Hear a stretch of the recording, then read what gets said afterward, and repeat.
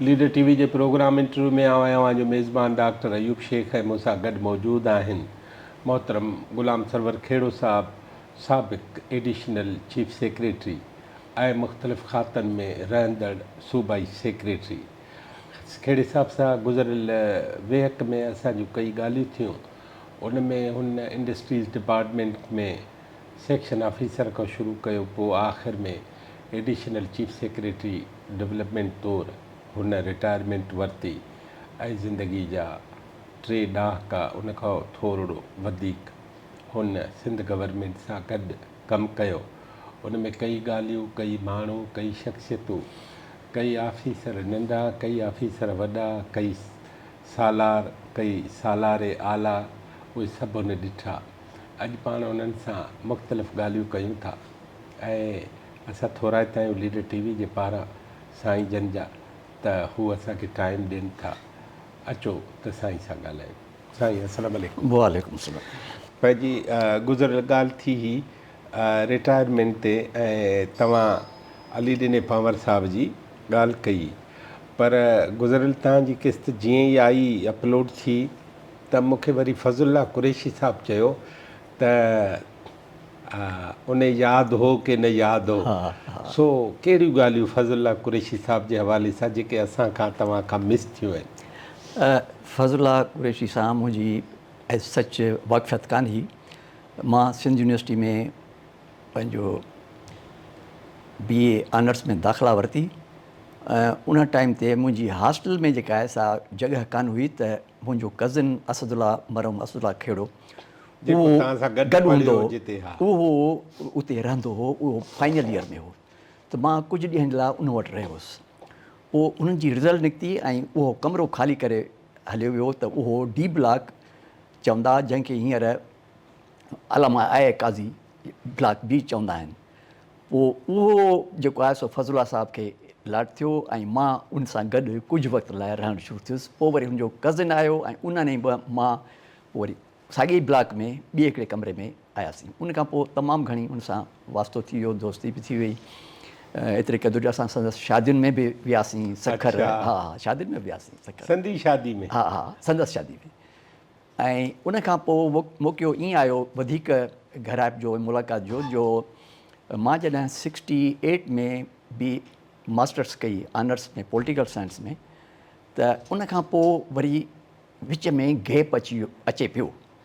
त मां चयो त जेसिताईं मां ग्रेजुएशन कयां इन में पंहिंजो लॉ में कयां, छाकाणि लॉ में मुंहिंजी एडमिशन हुई, फर्स्ट ईयर क्लियर कयो हुउमि ऐं अञा हिकिड़ो साल पढ़णो बि हो, त विच में गैप पियो आयो। मां चयो हाणे इन में मां डबल MA बि करे वठां ऐं मुंहिंजो ख़्यालु हुओ अंग्रेज़ी ज़बान में कयां। त ओॾी महिल मूंखे उते ख़बर पई त जेको उन वक़्तु पॉलिसी हुई यूनिवर्सिटी जी, जंहिं उहा शायदि हसन अली अब्दुर्रहमान साहबु डिवाइस कई, त जेको हिकु दफ़ो ग्रेजुएट थी वञे उनखे वरी एडमिशन उते न ॾियणी आहे। ऐं उनजो सुठी ॻाल्हि हुई हिकिड़ी पंहिंजे लिहाज़ सां, त उन मां स्टूडेंट्स जेके प्रोफेशनल स्टूडेंट्स थी था वञनि उनखे यानी उनखे न डिस्करेज कजे, जो हमेशह शागिर्द रहनि था हा, तंहिंजे करे उनखे डिस्करेज, हा, हैबिचुअल स्टूडेंट्स उहे जेके आहिनि उन्हनि खे जेका असां डिस्करेज कयो वञे। पोइ मां फज़ुल्ला साहब सां ॻाल्हायो, 68 जी ॻाल्हि हुई, 69 जी।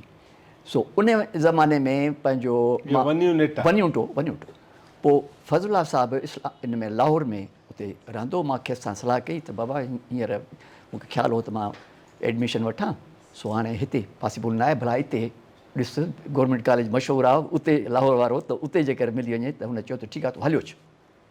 मां उते हलियो आयुसि, लाहौर वियोमांसि संत नगर में, जेको लाड साहब जा दफ़्तर आहे, जेका सेक्रेटरेट कंहिंखे लाड साहब जा दफ़्तर चवंदा हुआ, उन जे भरिसां हुई ऐं पंधु बि अची सघिबो हो संत नगर मां, ऐं साईं इहा साइकिल ते बि ईंदो अची सघिबो हो। पोइ उते जेका आहे मां पहुतुसि वञी, पोइ ख़बर इहा पई त गवर्नमेंट कॉलेज जूं एडमिशन्स पूरियूं थी वियूं आहिनि, मां लेट हुउसि। पोइ हुन मुंहिंजे मुंहं ते ई साईं गुलाम मुस्तफ़ा शाह उन वक़्त में डायरेक्टर हो स्कूल जो, सॼे वेस्ट पाकिस्तान जो। अच्छा, हा, उन सां ॻाल्हाई, हुन चयो त इहो तव्हां अचो। सो मां ऐं फज़ुल्ला हुनजी ऑफिस में वियासीं, डायरेक्टर स्कूल लाहौर जे में, लाहौर सभु कुझु लाहौर सदर जो पोइ उते जो वियासीं त हुन ओॾी महिल ई प्रिंसिपल सां गवर्नमेंट कॉलेज सां ॻाल्हायो त भाउ हिकिड़ो छोकिरो आहे सिंध जो ऐं हूअं बि गवर्नमेंट कॉलेज में सिंध जूं सीटूं आहिनि रखियल आहिनि पर पोइ वेंदा आहिनि या न वेंदा आहिनि उहा ॿी ॻाल्हि आहे बाक़ी सीटूं 2 सिंध जे लाइ रखियल आहिनि त उन में उन चयो त एडमिशन त असां करे छॾियूं आहिनि पर हीअं आहे त असां हींअर कुझु डिपार्टमेंट्स जूं जेके आहिनि सीटूं रहिजी वियूं आहिनि ऐं जंहिंमें इंग्लिश में बि रहिजी वई आहे तंहिंजे करे असां उन्हनि जी वरी ॿी टेस्ट था कयूं सो उन में फलाणी तारीख़ थींदी उन में अचे पोइ मां उन लाइ वियासीं इहा टेस्ट उहा ॾिसीं खोड़ छोकिरा काफ़ी छोकिरा जेके मुख़्तलिफ़ फैकल्टीज़ में दाख़िला जे लाइ आया उहे बि थिया मां बि थिया आख़िर माशाअल्लाह मुंहिंजी उते एडमिशन थी वई ऐं मां उते पढ़णु शुरू कयो सो उते छा पढ़ियो उते मां इंग्लिश में दाख़िला वरिती MA MA इंग्लिश में वरिती ऐं उहा पोइ मां नामुकमिल करे छॾी वापसि हलियो आयुसि ऐं उहो दौरो जॾहिं भुटे साहिबु सदर साहिबु अयूब ख़ान सां डिफरेंसिस जे करे इस्तीफ़ा ॾिनी ऐं पहिरियों दफ़ो इस्लामाबाद छॾे ऐं पहिरियों दफ़ो लाहौर में पिया आयो ऐं उन ते पोइ गवर्नमेंट कॉलेज जा छोकिरा जेके असांजी यूनियन हुई गवर्नमेंट कॉलेज जी उन वक़्त में उहो असांजो दोस्त हो असांजे सब्जेक्ट जो शागिर्द हो उहो सदर हो उहे पोइ उनखे वठी आया असांजे शहर में वॾो हिकिड़ो यानी जुलूस जी सूरत में उनखे भुटे साहिब खे आंदो वियो पर पोइ अहिड़े नमूने हालतूं उते थींदी वियूं ऐं मुंहिंजो पंहिंजो पर्सनल बि थोरी मैटर हो जंहिंजे करे मूंखे उहा स्टडी छॾे करे वापसि मूंखे अचिणो पइजी वियो उते जॾहिं भुटे साहिब जे लाइ इहो आजा जो जुलूस आहे या छा आहे त तव्हांखे इहो अहसासु आहे त सिंधीअ जो जुलूस आहे दिलि में त इहो अहसासु हो त सिंध मां आहे लेकिन हुनजी पज़ीराई जेका पाकिस्तान लेवल ते थी पई ऐं ख़ासि तौर ते लाहौर शहर में रही करे ऐं पंजाबी वारनि जे हवाले सां त उन लिहाज़ सां वधीक ख़ुशी पई थी इहो सिर्फ़ु सम्झी त बाबा सिंधी आहे उनखे एतिरी पज़ीराई पई थी मिले सो इहा ॻाल्हि बराबरि इहा हुई ऐं उन खां पोइ जेका आहे असां उते लाहौर में तमामु सुठो फज़ुल्ला साहिब वटि जेके बि दोस्त यार सिंध मां ईंदा हुआ जेके जंहिंखे रहण जी जॻह न आहे उहे सभु उते ईंदा हुआ एतिरे क़दुरु जो जेका 68 जी बैच थी वेस्ट पाकिस्तान में जंहिंमें सिंध मां जेके PCS ऑफिसर ऐं सेक्शन ऑफिसर क्लियर थिया उहे बि जॾहिं आया त शुरू में फज़ुल्ला वटि रहंदा हा जंहिंमें जमील भुट्टो बि जेको सीनियर मेंबर बाद में थियो senior member board of revenue थियो ऐं साईं उहो पंहिंजो सिद्दीकी जमील सिद्दीकी जेको उहो बि secretary last housing town planning हो उहो ऐं उन वक़्त में ई संदसि भाउ जेको आहे सो गुजरानवाल जो SPD हो बशीर सिद्दीकी साहिबु हा हा उहो बि IG थियो उहो बि उते हो उन सां बि उन ज़माने में उते मुलाक़ात थी त उन वक़्त में हिन वटि तमामु घणा माण्हू इहे रहंदा हुआ साईं जो गेस्ट हाउस हो या दिलि वॾी हुअसि हुनजी दिलि एॾी वॾी हुई जो हुनखे इहा न हूंदी त घर में कमरा आहिनि या न आहिनि खटूं आहिनि या न आहिनि पर सभु अकोमोडेट थी वेंदा एतिरे क़दुरु जो मानी ताईं बि जेका उन्हनि जो ख़र्चु कंदो पर ॿी हिकिड़ी फज़ुला जी मां ॻाल्हि ॿुधायां तव्हांखे जेका पाण शायदि न कंदो आहे त इनवेरिएबली रोज़ाना शाम जो पंधु जेका आहे सा वञिबो हो माल रोड ते पोइ 2-3 जॻहियूं हूंदियूं 4 जिथे चांहि पीबी ऐं उन में हिकिड़ो त पाकिस्तान म्यूज़ियम जेको आहे रस्ते ते इहो टोलिंगटन मार्केट जे भरिसां उन म्यूज़ियम जी कैफ़े हूंदी उते बि चांहि पींदा हुआसीं कॾहिं कॉफ़ी हाउस जेको मशहूरु आहे उन जे टोलिंगटन मार्केट जे साम्हूं उन में बि चांहि कॾहिं पीती हूंदीसीं उन खां पोइ जेके ईअं सम्झो त हाई क्लास जी जेका रेस्टोरेंट हूंदियूं उहो शीज़ान 2 शीज़ान हुयूं लाहौर में हिकिड़ी लेफ्ट साइड माल रोड ते हिकिड़ी लेफ्ट साइड ते हिकिड़ी राइट साइड ते हिकिड़ी शीज़ान इंटरनेशनल ऐं ॿी का हिकिड़ी ॿी हूंदी इन्हनि में बि वक़्ती उन्हनि में वारे सां इहा पवंदासीं ऐं पोइ वरी हिकिड़ी इंडस हूंदी जेका पहिरीं मंज़िल ते हूंदी हुई पंहिंजो इन फेरोसन्स वारा बिल्डिंग जेका आहे उन जे भरिसां पोइ उन जी हिकिड़ी ख़ासि ॻाल्हि हूंदी जो उन में रिकॉर्ड जेके आहिनि विझंदा हुआ ऐं पोइ 8 आना विझिबा उन में 3 गाना ॿुधबा हुआ अच्छा हा उनखे अलाए छा चवंदा आहिनि हिकिड़ो फोनोग्राम या छा फोनोग्राम जेको हा अहिड़े मुंहिंजो 50 पैसा विझी सिको विझिबो त 3 गाना ॿुधी जेके सिलेक्ट कयो उहो ॿुधी सघिबो आहे सो उते बि चांहि असां पीअंदा हुआसीं गाना ॿुधंदा हा गाना त सही हूंदे खां वठी ॿुधासीं ऐं मां त इहो बि सोचियो आहे त इहो हिकिड़ो अहिड़ो प्रोग्राम कजे जंहिंमें सिंगिंग जे लिहाज़ सां गाननि जे लिहाज़ सां हिकिड़ो वॾो 2-3 कलाकनि जो प्रोग्राम थी सघे थो उहो सेपरेटली। ख़ैर उन खे ॻाल्हि खे छॾियो। पोइ उतां मां जॾहिं हलियो आयुसि त पोइ अची मां इहा फाइनल ईयर इन जो लॉ जो जेको उन बि तयारी कई ऐं PCS जो इम्तिहान थियो डिक्लेयर थियो जीअं अॻु में तव्हांखे ॿुधायो उन में बि तयारी कयूं।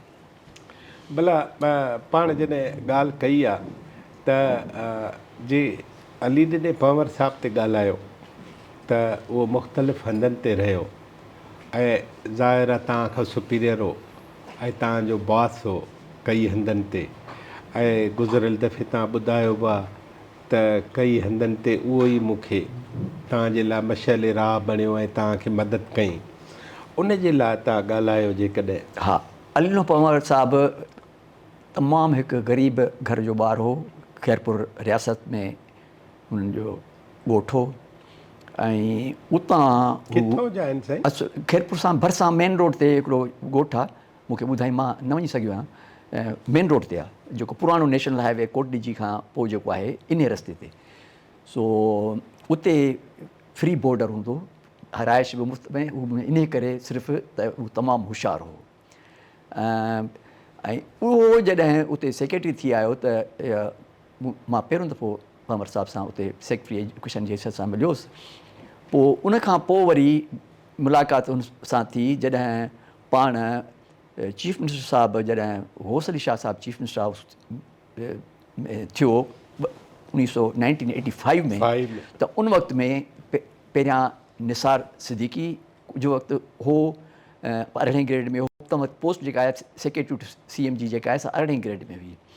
पोइ वरी उहा अपग्रेड थियण खां पोइ निसार साहिब खे कमिश्नर मोकिलियऊं सखर जो ऐं अली ने पंवर साहिब खे सेक्रेटरी टू चीफ मिनिस्टर कयूं। पोइ उन ज़माने में मां उते यानी रिक्वेशन कयूं ख़ासि मुंहिंजी त उहो अचे। जीअं मां तव्हांखे ॿुधायो त का बि पोस्ट किथे बि इम्पॉर्टेंट ख़ाली थींदी त पहिरियां नालो मुंहिंजो ईंदो त उन खे मूंखे रिक्वेशन कयूं। मुंहिंजो हिकिड़े ॾींहं में ऑर्डर निकिरी वियो उते मां वञी डिप्टी सेक्रेटरी थियुसि।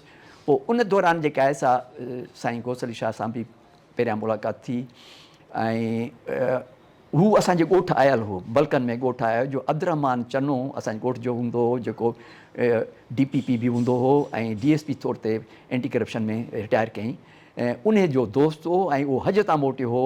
अलाए कहिड़े सन जी ॻाल्हि आहे त उन में अली पंवर इहो पंहिंजो इहो आयो गौस अली शाह उते आयो त उन हवाले सां चई त मां तव्हांजे ॻोठु आयल आहियां। पोइ त उन सां तमामु घणो वास्तव थी वियो। सो अली ने पंवर साहिब जी ख़ासि ॻाल्हि जेका उहा इहा जेका हुई उहा इहा ई त जेॾीमहिल बि हू तमामु हिकिड़ो यानी ड्राए माण्हू जीअं सम्झो वेंदो आहे ईअं माण्हू हुन सां घणो कोन लह विचल में कोन ईंदा। छा हूअ आदम बेज़ार हो? न न न न न न माण्हू सम्झ वारो हूंदो। माण्हू ईअं सम्झंदा हुआ। पोइ जेॾीमहिल हुनखे टाइम मिलंदो हो त हू मूंखे सॾु कंदो कंहिं न कंहिं बहाने सां हीअ ॻाल्हि थिए हीअ छा थियो कीअं थियो फाइल कीअं उन में हुनखे पर पोइ विहारे छॾींदो। उन विहारण जे विच में हू अजीब क़िस्म जूं ॻाल्हियूं ॿुधाईंदो हो। हिकिड़ियूं ख़ासि तौर ते मूंखे जेका मूंखे यादि आहे उहा यादि करण जी ॻाल्हि आहे त उते मूंखे पहिरियों दफ़ो ॿुधाईं त इहो पंहिंजो मां मोरे में बि असिस्टेंट कमिश्नर रहियो आहियां जेको मुंहिंजो टाउन आहे मोरे जो। ईयर ख़बर न आहे कहिड़े जी। चई उन वक़्त में हिकिड़ो VIP पे आयो मोरे में। चई त उहो रहंदो हिते मोरे शहर में ऐं राति बि रहंदो ऐं मानी बानी बि खाईंदो। सो ॾिठोसीं जांच कईसीं त मोरे शहर में कोई अहिड़ी इंस्पेक्शन बंगलो हुजे या ॿी का ॻाल्हि हुजे त असां उते हुनजो इंतज़ाम कयूं। सो मां उते इहो इंस्पेक्शन बंगलो विज़िट कयो जेको इरीगेशन जे डिपार्टमेंट हो। उते का हिकिड़ी ॿ कुर्सी हिकिड़ी ॿ टेबल ऐं ईअं पियल हुई। हाणे VIP अचे पियो उन जा बंदोबस्तु करिणो त मां पुछियो पंहिंजे मुख़्तियारकारनि खां। मुख़्तियारकार त पाण हुउसि पर ॿियनि खां पुछियुमि त भई किथां मिली सघनि था। त हुननि चयो त सिराई मोहम्मद सलेमान खेड़ो जेको आहे रिटायर्ड SP इन वटां मिली वेंदो सामान। जतुन साहिबनि जो बि नालो आयो ऐं हिन जो बि आयो पर पोइ वरी ख़ासि माण्हू मोकिले ऐं इहो जेका असां सिराई साहिब खे ॻोठु असांजे ॻोठु आया उहे भाई ऐं उनखे चयूं त असांखे हेतिरा सोफ़ा खपनि हेतिरा क्राकरी खपे डेकोरेशन सॼो सामान कारपेट ताईं जेका असांखे खपनि इहे।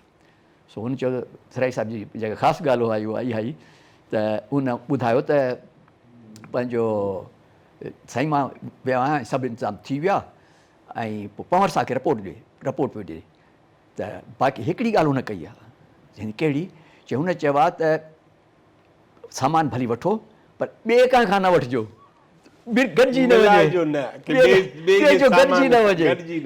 त इहा हिकिड़ी हुनजी साफ़ ॻाल्हि हुई।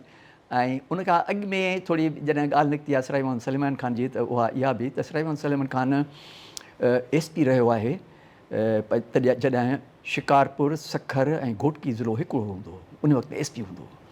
पर पोइ उन वक़्त जा जेके बॉम्बे प्रेसिडेंसी हूंदी खां पोइ जी ॻाल्हि आहे, इहा अर्ली 50s जी ॻाल्हि आहे। अच्छा, पाकिस्तान ठहण खां पोइ जी ॻाल्हि आहे। ऐं उन में चीफ मिनिस्टर जेके आहिनि से कॾहिं खोड़ो थींदो, कॾहिं काज़ी फज़ुल्ला, कॾहिं सुमरो साहिबु, इहे उन दौर में ई हुतो। पर इहो उन में हिकिड़ो चीफ मिनिस्टर हूंदो काज़ी फज़ुल्ला, उहो इंसान असुलु कोन ठहंदो। अच्छा, हा, हालांकि नौशहरे जो, पर पोइ लॾे करे लाड़काणे में ई वेठो। सो उन हिकिड़ी ॻाल्हि ॿुधायूं त छा थियो, जो उन वक़्त में पंहिंजो इहा अख़बार में, अल वहीद अख़बार में ख़बर अची वई त पंहिंजो SP साहिबु खेड़ो जेको आहे उनजी बदिली थी आहे, उन जे करे सूमरे साहिब जी सरकार जेका आहे सा ख़तरे में पइजी वई आहे। छा कोलिशन गवर्नमेंट हुई उन वक़्त में, ऐं उन वक़्त में सुठो ग्रुप जेको वॾो ग्रुप हो, ख़ान साहिबु खेड़ो मुंहिंजो ॾाढो जेको हो, उहो बि MLA सिंध असेंबली जो मेंबर हो, 54-55 जी इहा ॻाल्हि आहे। त उन ज़माने में जेका आहे सा उन जो ग्रुप हो 8-7 ॼणनि जो MPs जो, त उन्हनि जो अख़बार में अची वियो त इहो ख़तरे में पइजी वियो आहे, जो फलाणो ग्रुप जेको आहे लेड बाय ख़ान साहिबु हाजी गुलवंत ख़ान खेड़ो, उहो जेके आहिनि इन मां लही वेंदो, जंहिंसां हुनजी सरकार किरी पवंदी।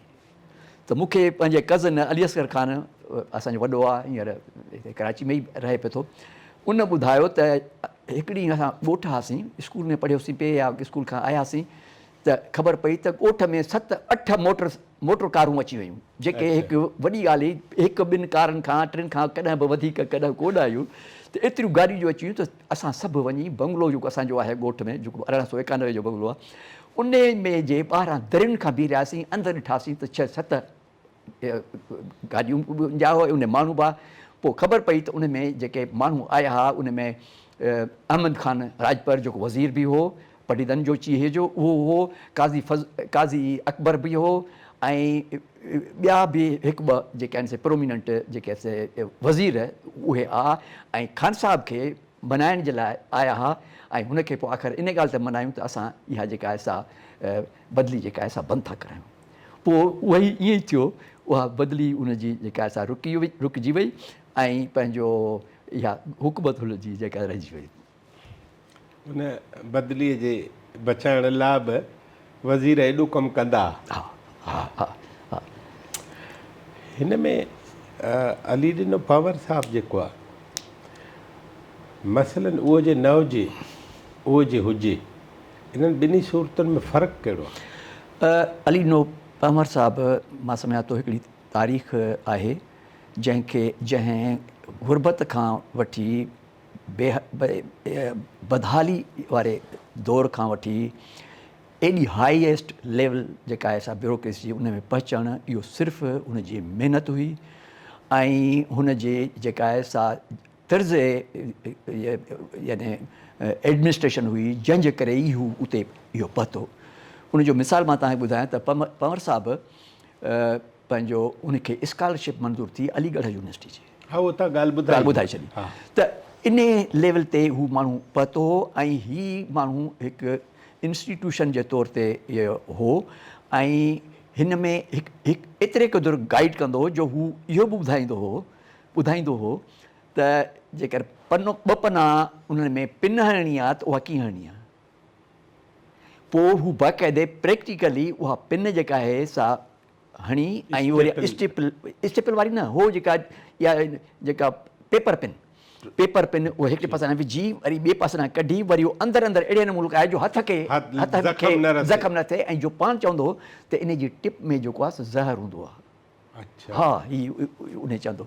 त इहे ॻाल्हियूं इहे जेके आहिनि से कॾहिं कंदो हो, ऐं पंहिंजो उनखां अलावा बि हू चीफ मिनिस्टर साहिब खे बि, ऐं जेके उन जा सियासतदान ईंदा हुआ कमनि कारनि लाइ या छा, त काफ़ी हद ताईं उन्हनि जा प्रेशर्स जेके हूंदा आहिनि, पॉलिटिकल प्रेशर्स जेके चीफ मिनिस्टर ते ऐं हीअ कमु कराए ॾियो, हीअ कमु आहे, उहे काफ़ी कम जेके आहिनि से पंहिंजी लेवल ते हुननि खे सेटिस्फाई करे उन्हनि तां जेके आहे सा लाराईंदो, जेके सही न हूंदा हुआ, यानी करण जहिड़ा न हूंदा हुआ। माना उन्हनि खे मुतमिन करे उन्हनि जो कमु न कंदो कमु न कंदो, इहो लफ़्ज़ न कयो, इहो उन्हनि खे सम्झाईंदो, जंहिंसां हू सम्झी वेंदा त इहो जेको आहे सो इहो न थियण जहिड़ो कमु आहे, ऐं उन जे करे हू उन्हनि खे डिस्करेज कंदो। ऐं एडमिनिस्ट्रेशन लिहाज़ सां तमामु लविंग माण्हू हूंदो, लेकिन ॾाढो मेटिकुलस हूंदो हो पंहिंजे कम में ऐं पंहिंजे सफ़ाई में सुथराई में, ॾाढो नीट ऐं क्लीन रहंदो हो। ऐं एतिरे क़दुरु बि मां हुननि जी ॻाल्हि ॿुधायां त हिकिड़े दफ़े मां अंदरि संस कमरे में वियुसि, सो घुराई पाण त मां कमरे जो वियुसि त हिन खे ज़ुकाम रहंदो हो, दाइमी तकलीफ़ हुअसि, साइनस जी, त इहो पंहिंजो कपिड़े सां जेका आहे सा ही नक जेका आहे सा उघी रहियो हो, ऐं उहो कपिड़ो मां ॾिठो, ख़बर कहिड़ो, पुराणी गंजी जेका थींदी आहे उहा। पोइ यकदमि ॾिठईं त मां जो अंदरि घिड़ियो आहियां ऐं ॾिठुसि त पाण पंहिंजे लेखे ॿुधाइणु शुरू कयईं, चई त हीअ गंजी जेका आहे सा उन सां मां इन करे रखी आहे जो हीअ ॾाढी नरम हूंदी आहे ऐं मूंखे दाइमी आहे, तॾहिं मां इन सां इहो रखंदो आहियां। त एॾो सादो माण्हू बि हूंदो हो। ऐं पोइ तमामु घणो इन जूं अलाए केतिरियूं ॻाल्हियूं आहिनि जेके ॿुधाए सघजनि थियूं, इहे चंद ॻाल्हियूं आहिनि जेके मां हुनजे हवाले सां ॿुधायां। ऐं उनखां पोइ हा हिकिड़ी ॻाल्हि विसरी वई त जॾहिं हू डिप्टी सेक्रेटरी हो पंहिंजो सिंध हुकूमत में, त उन वक़्त में भुटे साहिब जी हिकिड़ी स्कीम हली, हुन भुटे साहिब जे ज़माने में हिकिड़ियूं टे तमामु वॾियूं एडमिनिस्ट्रेटिव तौर ते इनिशिएटिव वरिता विया। हिकिड़ो इहो त पंहिंजो कैडर क्रिया पुराणा सर्विस स्ट्रक्चर तब्दील करे छॾियाऊं ऐं कैडर सिस्टम कयूं, जंहिंमें हिक खां वठी 21 ग्रेड ताईं, ऐं इहे सभु शयूं जेके कयूं सो इहे भुटे साहिब जे ज़माने में थियूं, जेके अञा ताईं बि उहे हली रहिया आहिनि। ॿी जेका हुन इनिशिएटिव वरिती उहा इहा त ख़बर पियसि हुनखे त सिंध जे सूबे जे इन्हनि जे कैंडिडेट्स जी जेका आहे सा रिप्रेज़ेंटेशन फेडरल डिपार्टमेंट्स में कान्हे, त उहा मालूम करे पोइ चई त कहिड़ो तरीक़ो इस्तेमालु कयो, त उन साल में 73 जी ॻाल्हि आहे, 73 जी इहा ॻाल्हि, हा, त उन ज़माने में जेके सिंध मां रिटन इम्तिहान पास कयो हुयूं ऐं इंटरव्यू में रहिजी विया इन करे त पोस्ट न हुई या इंटरव्यू में न अॻिते हली सघिया, उन्हनि सभिनी माण्हुनि जूं लिस्टूं घुराए उन्हनि सभिनी खे वरी 17 ग्रेड जूं पोस्टूं ऑफर कयूं मुख़्तलिफ़, ऐं उहे पोइ काफ़ी उन्हनि मां सेक्रेटरी तौर ते बि रिटायर थिया फेडरल गवर्नमेंट में, उन में थिया। त इहा बि हिकिड़ी इन जी एफर्ट हुई। ऐं टी भुटे साहिब जी, ऐं उनखां पोइ टी जेका ॻाल्हि हुई आहे त हुन पंवर साहिब इन में इन्वॉल्व आहे, मां ॿुधायांव तव्हांखे। टी जेका एफर्ट हुई उहा लेटरल एंट्री सर्विस हिन शुरू कई, उन में बि ॾिठईं त फेडरल गवर्नमेंट में, ई त 17 ग्रेड जी ॻाल्हि हुई न, हुन में 18 ऐं मथे सेक्रेटरेट में या फेडरल डिपार्टमेंट से माण्हू न हुआ, त हुन हिकिड़ो इम्तिहान कंडक्ट करायो लेटरल एंट्री जो, जंहिंमें एलिजिबल कयूं त नवां माण्हू बि अप्लाई करे सघनि था, जेके सर्विस में ऑलरेडी आहिनि सूबनि में 18 ग्रेड या मथे उहे बि अप्लाई करे सघनि था। पोइ उन्हनि में सिंध जे काफ़ी 18 ग्रेड जा अफ़सरनि, डिप्टी सेक्रेटरी या DC लेवल जा काफ़ी में हिकु ॿ मुंहिंजा वास्तेदार बि हुआ, त उन्हनि अप्लाई कयो। पोइ उहे उन्हनि मां जेके सिलेक्ट थिया त उहे फेडरल कैडर में अची विया। पोइ हुननि जूं आईंदह जूं प्रोमोशन्स वग़ैरह बि इस्टेब्लिशमेंट इवन फेडरल गवर्नमेंट कान थियूं 19 में 20 में, हा उते लॻी आहे। पोइ उन ई बहाने सां हुननि जा आर्डर जेके आहिनि सूबनि जे हवाले सां बि उहे निकिता, जंहिंमें अलीनो पंवर साहिब बि हो। हूअं बि न थी सघनि हा PCS मो कॾहिं बि एतिरियूं जॻहि न हुयूं, जॻहियूं जॻहि न हुयूं, जॻहियूं बि न हुयूं, हाल बि न, हा हा हा इहा ॻाल्हि ऐं अॻियां नियत बि न हुई। ओ भुटे साहिब जे करे। हा हा इहे टे ॻाल्हियूं हुननि जो एफर्ट्स तमामु लाडबल हुयूं। अलीने पंवर साहिब जी पंहिंजी जेका बि रहणी कहिणी आहे, पोइ उनजी फैमिली उनखां बहितर रही आहे? उनजी फैमिली जी मूंखे ख़बर आहे त उनखे औलाद न हो। अच्छा। जंहिंजे करे हुन हिकिड़ो उर्दू स्पीकिंग फैमिली मां हिकिड़ो एडॉप्ट कयो। ठीकु आहे। पोइ उहो जेको आहे, ऐं ॿियो हुनजो भाउ हो मुख़्तियारकार हो, जेको पोइ अॻिते हली असिस्टेंट कमिश्नर बि थियो।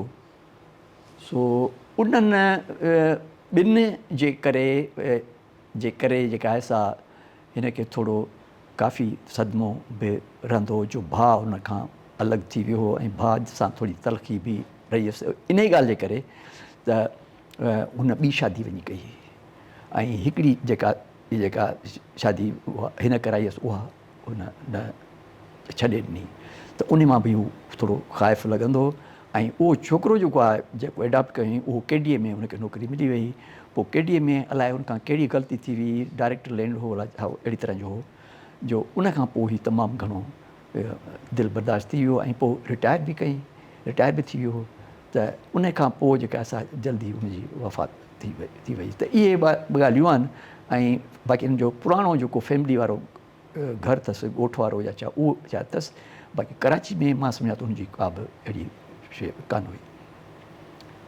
अच्छा हाणे वरी अचूं था वापसि अवां मुख़्तलिफ़ हंधनि ते मुख़्तलिफ़ माण्हुनि सां जेके ड्यूटियूं कयूं आहिनि मिसाल तव्हां सेक्शन ऑफिसर आहियो त तव्हांखे डिप्टी सेक्रेटरी 1 ग्रेड अबव तव्हांजे उहो हूंदो डिप्टी सेक्रेटरी हूंदव त एडिशनल हूंदो एडिशनल खे सेक्रेटरी हूंदो सेक्रेटरी खे चीफ सेक्रेटरी या एडिशनल चीफ सेक्रेटरी।